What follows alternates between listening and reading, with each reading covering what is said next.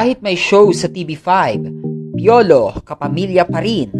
Sa isang online program noong November 1, 2020, ito ang siguradong salitang binitawan ni Piolo Pascual kay Charo Santos. Kapamilya pa rin ako, wika ng aktor. Hanggang trabaho lang po, yaan ang pinunto ng aktor sa kung ano ang meron siya sa TV5.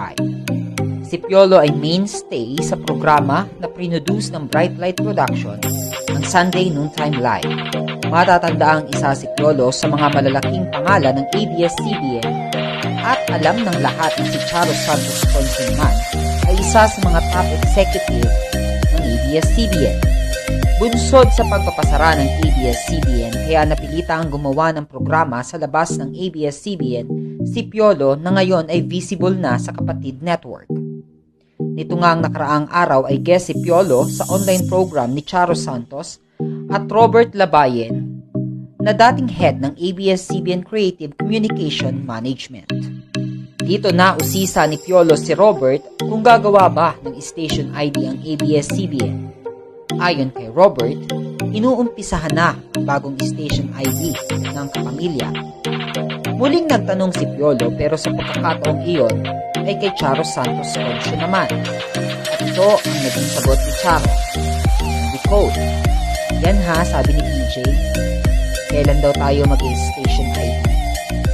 Kapamilya forever, unquote. Kapamilya forever, yan ang paniniyak ni Piolo. Sa isang artikulong lumabas sa pep.ph, dito napansin namin ang ilan sa mga maaanghang na komentong ibinato kay PJ. Ayon sa isang netizen, di umalis na siya ng TV5.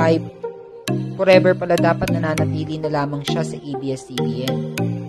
May isang nagsabi din na ginagamit mo lang ang TV5. Hirit naman ng isang netizen, calling TV5.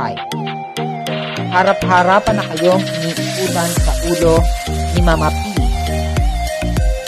Meron din namang netizen na nagsabi na, Piolo, paano ka naging kapamilya forever? Iiniwan nyo nga at lumipat kayo ng ibang network.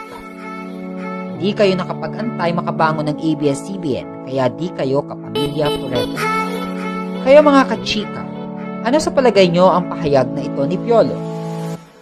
Para sa iba pang showbiz balita, mag-subscribe sa aming YouTube channel, Showbiz News Today, at pindutin ang bell button para